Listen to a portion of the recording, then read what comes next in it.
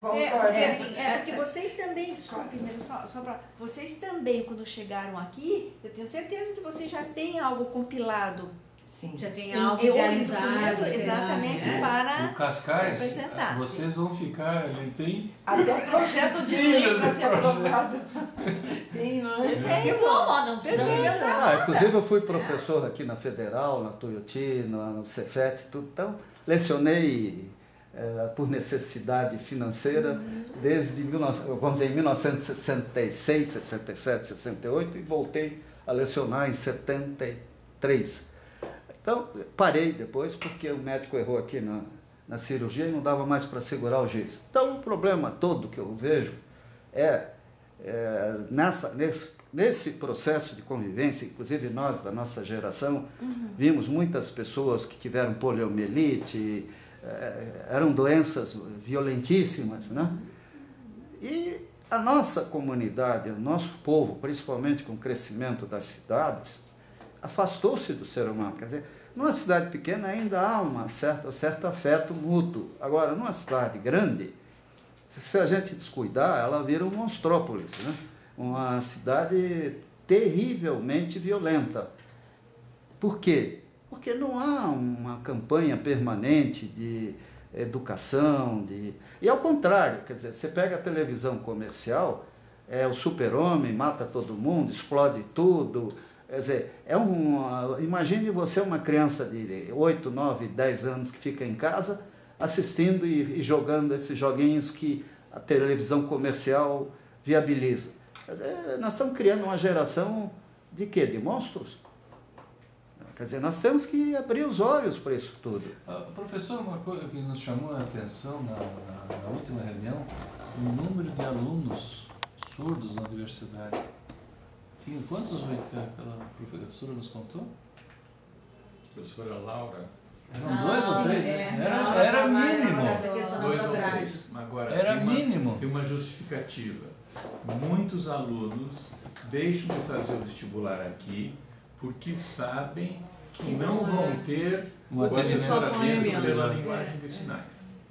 Até o magnífico reitor não sabia de um aluno que entrou no curso de veterinário em Palotina, surdo, e com 1 mês de aula ele largou o curso, abandonou, porque não tinha assessoramento. O tradutor. Quer dizer, se ele entrasse na justiça e tal, a universidade ia ser obrigada.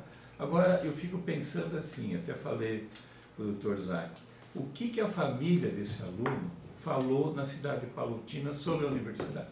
Me diga. Que teve um ingresso, mas que lá não conseguiu o apoio.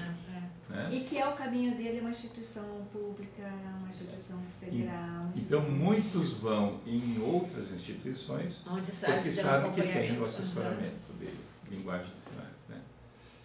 Então, eu acho que o Dr. Cascais colocou muito bem, as senhoras entenderam a necessidade, né? E a Regina e o Borges também ficam nessa perspectiva, assim, no sentido seguinte. 2 pontos, eu acho. Há interesse da universidade abraçar essa causa? Sim. E o segundo ponto seria assim, como começar a trabalhar com essa causa? Eu acho que são os 2 pontos fundamentais. Da necessidade disso, qualquer um de nós sabe, o reitor sabe. Agora, como viabilizar isso? Né? O que precisa? O que precisa? Até perguntei... E aí eu acho que vocês daí podem nos ajudar bastante, né? Até perguntei para o Dr. Cascais, assim, que curso poderia ser ofertado para alunos com surdez? Eu acho que a questão... Por isso que eu insisto dessa visita. Mas vocês eu acho que teria que ser direito, até para o surdo aprender a se defender. Não é brincadeira, não. Porque o surdo hoje está isolado, abandonado, indefeso. Então, se nós pudermos formar juízes, advogados, sei lá, para frente, com deficiência auditiva, como nós vimos no tribunal, aquele desembargador que é deficiente visual. Quer dizer, ele lá dentro é uma referência. Pelo ensino que nós temos hoje no Brasil, é muito mais fácil um cego ter um diploma do que um surdo. Meu marido diz isso também. Essas são as... Você conhece, né? Isso que a gente além do horário, ele consegue consegue ouvir, repetir e tal. O meu marido é coordenador do núcleo de concurso, então o que gerencia o vestibular, e ele sempre fala isso, é muito mais complicado a questão da surdez, né? Que é mais, sei lá se o termo correto é isso, mas limita muito mais, né, do que a deficiência visual. Lógico, vocês é que dizem, mas eu insisto nessa sugestão de fazer uma visita à Galalda lá. Sabe, verificar o que curso que eles dão, como é que funciona. E ela, deixa eu só entender. Ela é uma universidade criada para pessoas com deficiência. Há 100 anos. E que tem cursos específicos para essa população. O reitor é surdo, os professores são surdos. Quer dizer, ela existe para o surdo. Agora, é criticada, é elogiada, é defendida. Você sabe como é que é. Alguém faz alguma coisa, alguém acha defeito. Agora, nos Estados Unidos, além dessa universidade, existem outros centros que não com esse status de universidade, mas que até no Alabama tem. Se procurar no Google, vocês vão ver, dependendo das palavras-chave, vocês vão descobrir onde visitar. E aí, um mês rodando por ali, vocês voltam PhD Aí depende da linguagem. Se o professor fala bem inglês, vai para os Estados Unidos. Não, eu falo bem alemão, vai para a Alemanha. Francês, vai para a França. Né? Quer dizer, agora, cada país desses tem um enfoque diferente. Por exemplo, eu vi uma palestrante, fez doutorado na França, falou até na FIEP. Pô, eu saí de lá com raiva do que eu ouvi. Né? Frieza, maneira de encarar essa questão. Porque lá o maior problema deles, o grande afeto deles é o ex-combatente, né? Não propriamente a criança, porque a maioria das famílias nem filho tem, é cachorro. Cachorro, se nascer surdo, aí realmente preocupa. Então, agora, nós temos que ver esses centros de afeto, esses centros que, de fato, até Portugal parece estar se desenvolvendo nisso. Quer dizer, onde a criança é tratada com carinho. Madrid, né? Na Espanha. Se bem que agora com essa crise econômica, vamos ver o que sobra disso tudo. Agora, de tudo da Galalda, quando o presidente Obama veio ao Brasil, eu lembro que ele assinou um protocolo com a presidente Dilma lá na área de ensino, de fazer, como é que chama? Intercâmbio na área de ensino. Então, tem tudo para ir atrás disso aí. E é um país onde vale a iniciativa privada. Quer dizer, se funciona lá, com todas as dificuldades que a gente pode imaginar de um país que depende de receita, onde o pessoal não é muito sensível à intervenção estatal, quer dizer, com muito mais facilidade, se houver o apoio aqui do governo, vocês poderão fazer um trabalho bonito. Claro, me permite, enfim, interromper um instantinho. Quer dizer, cada país, o nosso país é novo, enfim, né? Nós estamos aprendendo muito ainda. E cada país tem sua realidade, né? Os bons exemplos estão aí para serem seguidos e tal. Mas o que me preocupa é assim, a verba para pegar um grupo, enfim, a disponibilidade, né? Física, econômica, quer dizer, né? Para se pegar um grupo para ir até o nível. Eu acho isso tudo muito distante ainda. Né? Acho tudo muito. Né? Eu acho que estamos falando, né? Estamos. Então é tudo assim. Então, assim, o que nós. E desculpem, eu estou apressada sim. Esta é a nossa 4ª reunião. O que nós, Universidade Federal do Paraná, podemos fazer? Sabe, assim, depois pode-se fazer a viagem, conhecimento e tal, mas o que de concreto? Um projeto concreto. Isso. Exatamente. Este projeto focado em um curso ou 2 cursos, ou quais seriam as matérias? Ou é um núcleo que vai atender. Exatamente, que daí que associa a pesquisa às novas tecnologias, disponibiliza para salas de aula, prepara, recebe o recém-ingresso, entra com o recém-ingresso. E aqui é um exemplo fantástico, é o Ninter, né? O ensino à distância com tradutor livre simultâneo. Um projeto, como é que se faz um projeto para um núcleo, para um curso? Como que é feito isso? É a própria universidade? Como que é feito isso? Para fazer um curso? Isso. Um programa, eu não vejo. tudo bem. Não, é para a reitoria de graduação que queria. Sim, é um núcleo de pessoas, ou um departamento, ou de um determinado local da universidade, passa isso pela Prograde, a Prograde avalia dentro das normas regimentais de que deve ter um curso e encaminha para o CEP, que é o nosso Conselho Superior de Ensino, Pesquisa e Extensão. Então tem esse Conselho Superior é que rege a abertura de novos cursos, né? E aí o reitor só é o presidente desse conselho. Isso então, se você está falando em um curso. Se for um núcleo... É diferente. É diferente, porque aí o núcleo você faz, cria-se também, é um grupo de pessoas que têm convergentes de interesse, afinidades, multidisciplinar sim.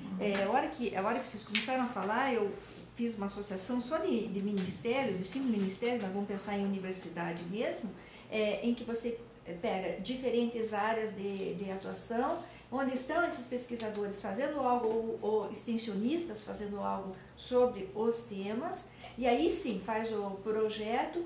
Aí não tem a questão da Prograde, porque aí é a formação de um núcleo bem compacto na instituição, formatado, e que onde as demandas que tiverem, elas realmente são levadas para lá. Então lá se discute, lá se desenvolve, ou se dá continuidade no desenvolvimento de tecnologia, se faz a disseminação para vários cursos, quer dizer, são 2 elementos para se refletir no que realmente é possível ser feito. Isso vai ser levado, não interrompendo, mas para que se possa dar conta disso. Isso é criado pelo gabinete do reitor. É criado pelo gabinete. E quem faz essa opção entre curso e núcleo é o reitor?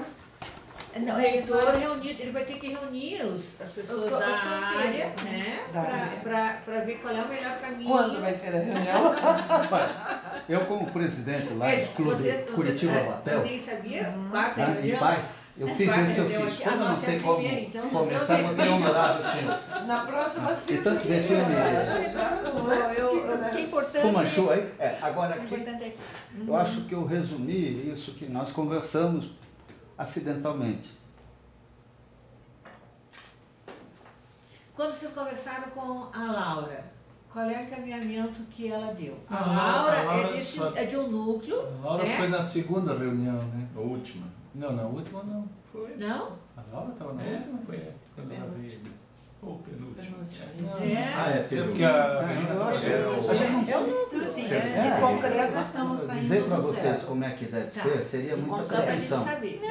Porque a nossa é aberta justamente para vocês nos dizerem. Agora, nós aqui, pais, aqui tem instituições, nós podemos colaborar com a universidade. Existe a disponibilidade, o interesse, voluntariamente, apaixonadamente. Fundamental. Eu diria assim, então a gente vai sair daqui com cria um conselho aí, exatamente. Então eu acho que tinha numa das reuniões, não sei se foi na primeira, mas tinha uma professora junto que não era a Laura. O perigo é só vocês se perderem às vezes no detalhe. A Maria Amélia. É a pró-reitora de graduação. Quando vocês trazem, vocês mostram para a gente determinadas características que vocês estão. Mas daí na reunião seguinte, ela não foi, não estava e que nós às vezes estamos distantes, muitas vezes estamos distantes. Agora eu acho que é assim, ó, a ideia é boa, talvez o núcleo seja mais rápido do que passar por um processo de criar um curso de mecatrônica, por exemplo, para quem tem surdez. E, iniciando com um núcleo, nós precisamos ver assim, qual é o papel desse núcleo, o que ele vai fazer. Por exemplo, eu já estou pensando assim, que nesse núcleo nós vamos cadastrar famílias de pessoas com surdez e que nós vamos poder fazer um belíssimo estudo genético de surdez aqui no Paraná, né? Mas isso não é o objetivo. Educação, saúde e pesquisa, né? Exatamente. É o famoso agora, aqui é um laboratório, né? É um local onde tudo tem que ser analisado. Aí nós podemos envolver outros departamentos. Pode ser um núcleo que desenvolva tecnologias para melhor atender esses que entram para que não saiam mais. condições. Né? Agora, porque tem esse outro lado também. Não criar um curso isolado para pessoas com deficiência, mas dar às que estão entrando condições de que permanecerem. Não, instrumentando a universidade para ser cada vez mais eficiente, né, doutor? Na sua interação com a sociedade, a questão da genética, da saúde. Agora sim, a par desse aspecto. Eu não poderia ser engenheiro. Eu acho interessante o aspecto científico, vai dar uma devolutiva para as famílias, olha, vocês têm surdez por causa da deficiência da conexina 36. Muito bem. O que aconselhamento genético vai dar nessas famílias? Tudo bem. Agora, a outra parte educacional é que eu fico pensando, como é que o núcleo, tipo que nem da Laura lá, pode dar uma colaboração do aspecto educacional? Porque daí, vamos supor, nós temos não sei quantos cursos aqui na universidade. Esse núcleo seria para dar um acolhimento ao indivíduo que tem surdez? Sim. Nós vamos capacitá-los a entender a linguagem de sinais para todo mundo? Assim como os professores também. Em tese, isso já existia. Nós temos dois. O problema é assim, se dois criaram as leis, mas a universidade não ganhou o número de vagas para a contratação dessas pessoas. Então, assim, o apoio das pessoas de Brasília, para nós, é essencial. Mas para levantar essas questões. Já tem uma sinalização nesse sentido, porque só tem 2 professoras que fazem linguagem de sinais dentro da universidade. Então, eu acho que é muito pouco. Agora, se tiver mais 8 professores, como foi pedido, né? Foi pedido para mim. A Laura deve ter sido isso. Vocês levaram o pedido Não. O reitor. Outra coisa. Outra coisa. Já houve uma promessa até de 8 professores, mas para atender quem e fazer o quê? Aí é que cabe dentro desse núcleo. Né? Por isso que um curso, aí vem aquela tomada de decisão, assim. Por isso que um curso é mais complexo nesse aspecto, porque você não teria 8 pessoas. Você tem uma dimensão muito maior, né? É uma progressão geométrica, exageradamente falando, muito maior de equipe para um curso, como no caso Direito, por exemplo. Né? Você teria que preparar realmente toda uma estrutura. Olha, gente, eu estou discordando um pouquinho da Regina, mas eu volto a insistir. Nós vamos ganhar muito tempo se a gente fizer uma visita e pesquisar o que eles estão. Bom, uma universidade de 100 anos só se dedicando a isso. Eles vão ensinar a gente um monte. A Regina hoje pegou, que existem outros elementos. Mas aí, se for o caso, tem pessoas, inclusive empresários que têm filhos surdos também, podem até bancar uma equipe. Patrocínio, vai lá. Eu acho que a construção, acho que a gente tem acesso a outros. Periféricamente no trabalho, ele entra assim. Talvez as experiências existem, os exemplos existem para que a gente possa. Isso, e a gente às vezes pode pegar essas experiências sem precisar ir logo lá. Podemos deixar para lá, mas para o final. Pode ir buscando outras informações. Não isolamos essa possibilidade. Podemos agregar a tudo isso, né? Então, esse meu núcleo, eu acho que seria. Eu acho que seria interessante nesse aspecto também, as pessoas que estiverem interessadas, ver. Né? Hoje a internet está aberta para todo mundo, a gente vê como é que está funcionando essa universidade lá. Eu sei que o reitor é surdo, né? Mas eu não sei detalhes, que cursos tem, como é que é a dinâmica, quantos alunos por sala de aula. Isso a gente pode o layout da sala, como é que é feito, essas informações, por exemplo, assim, que a professora não pode usar brinco. Isso eu li lá, que toda pessoa que está dando a aula não pode ter... Senão ela acaba se machucando. Não. Acho que vamos chamar atenção para outras coisas. Desvia a atenção do aluno. Né? Então, isso a gente pode ver como é que é. Cada um traz uma contribuição. Viu como é que é? Diz assim, gente, aquele moço lá, nutrimental, ele banca porque ele tem um neto surdo. Claro. Aí nós vamos. Aí nós podemos. Aí já sabemos como é que é. Na questão aí podemos mobilizar, né, a sociedade. Né?